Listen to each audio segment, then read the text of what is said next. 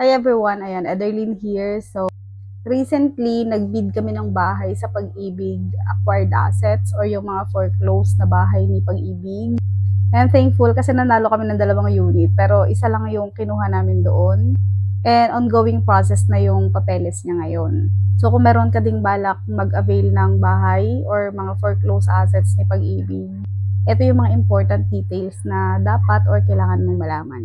So, una is ano nga ba si Pag-ibig foreclosed property or Pag-ibig acquired assets. So, ito guys, yung mga properties na meron dating nagmamay-ari na niloan nila kay Pag-ibig pero hindi nila nabayaran. So, sa madaling salita, ito yung mga properties na niremata or naremata na ni Pag-ibig.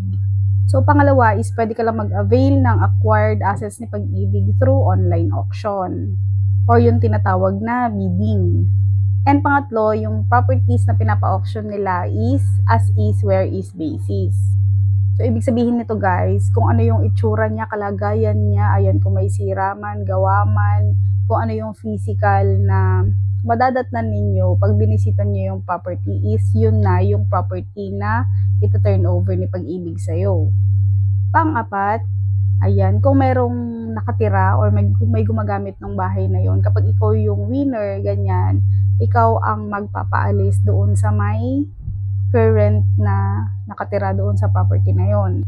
So, halimbawa, yung dating may-ari ng properties, hindi pa rin siya umaalis, ganon. Ikaw na nanalo sa bid or ikaw na bagong may-ari na ang makikipag-usap doon sa may dating owner na umalis sila sa property dahil ikaw na yung bagong may-ari. Just in case naman, halimbawa na yung dating owner ay ayaw umalis at nagde-demand sila ng kung ano-ano, ganyan, kayo na po ang may problema doon. Kayo po ang makikipag-usap sa kanila, hindi si Pag-ibig. Pero kung aabot naman kayo sa korte, ipoprovide naman ni Pag-ibig lahat ng documents na kailangan ninyo. Pwede rin silang mag-provide ng representative na magpapatunay na kayo na talaga yung bagong may-ari ng property. And then, yung susunod is, kung halimbawa merong mga existing na babayarin or halimbawa merong kuryente na hindi nabayaran or tubig na hindi nabayaran, may mga bills na hindi nabayaran si former owner, ayan, at iniwan niya na may utang yung kuryente, yung tubig, ganyan-ganyan, kayo na bagong owner na ang magbabayad nun dahil kayo na yung may-ari nung property. So, kasama yon doon sa as is, where is na sinasabi ni Pag-ibig. So, may advice kung may balak kayo na mag-bid, ganyan, mas maganda kung bibisitahin nyo muna talaga siya ng personal para malaman ninyo kung okay ba yung bahay, and pwede nyo na rin ipagtanong-tanong kung may nakatira ba doon, para makita nyo din syempre kung may nakatira o wala. Or pwede nyo na rin ipagtanong-tanong doon sa mga kapitbahay kung binabaha ba yung lugar, ayan. Kung kumusta yung mga kapitbahay, of course, importante yan. Kung titira ka sa isang lugar, dapat maganda rin or okay din yung mga neighbors mo, ganon. And sobrang uso ng mga baha-baha ngayon, and yan yung isang importante na dapat ninyong malaman or ipagtanong-tanong ninyo or i-search ninyo sa Google, ayan, kung parang flood-prone area ba yung property na bibili ninyo or balak ninyong i-bid. So, ang next is, kayo mismo ang magbibid. Ayan, dapat meron kang bidder's ID kung gusto mong sumali sa auction. And kung sino yung may-ari nung bidder's ID, of course, dapat siya din yung nakapangalan doon sa may buyer dahil siya yung magiging buyer, ganon. At kapag naman nanalo ka sa bid, ayan, meron kang 5 days para magbayad ng reservation fee. So, yung reservation fee is pwede mong bayaran kahit saang branch. And kapag nanalo ka, mas maganda kasi kung halimbawa, alam mo sa sarili mo na nag-bid ka, nakalagay naman doon yung date kung kailan siya, kung kailan i-announce yung winner. So, bali sa amin, merong date kung kailan yung i-announce yung winner, pero parang delayed siya nung nasa 3 days. Bago namin nalaman na parang delayed siya ng 3 days bago lumabas sa website yung mga winners, ganon. So, kapag nakita mo doon sa may website, kung ikaw yung highest bidder, hindi mo na kailangan maghintay ng email or text na highest bidder ka.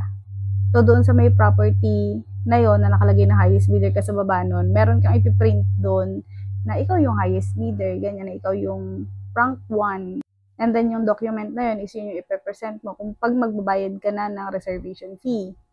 And then, kapag nagbayad ka ng reservation fee within 5 days, meron ka lang 30 days na mag-comply sa mga documents.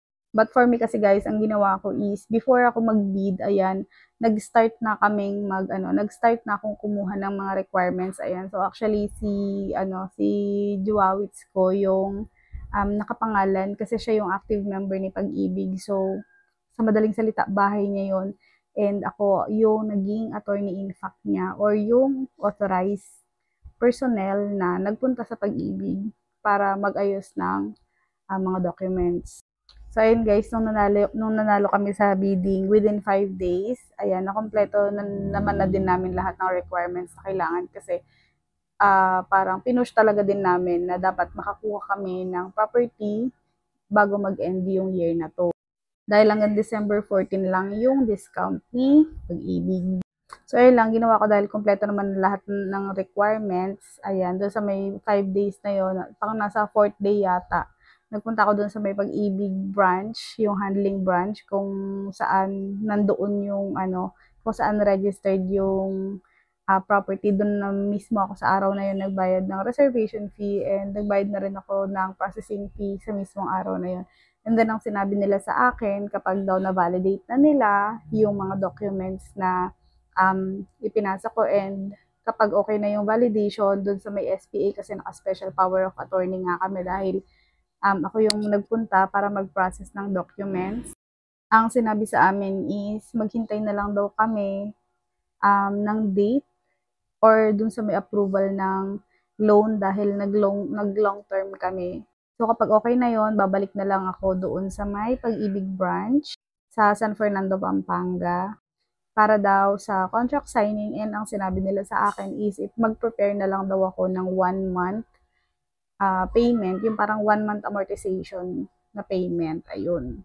So, ganun lang, mas maganda talaga, ang number 1 dyan is before kayo mag-bid ng property is bisitahin nyo muna yung property na gusto ninyo, kung talaga bang mararamdaman ninyo na para sa inyo siya or para alam nyo din of course kung or matansya ninyo kung goods ba or okay ba yung presyo na ilalagay ninyo dun sa may bid or baka talo kayo, ganyan. So, ayun lang naman yung mga details na importante bago kayo mag-bid. And yung ibang details, ilalagay ko na lang sa ibang video. So, gagawan ko na lang ng playlist to. So, kung meron kayong mga tanong, ganyan, mag-comment lang kayo dyan. And don't forget to follow me and subscribe kung ikaw ay nasa YT. Bye!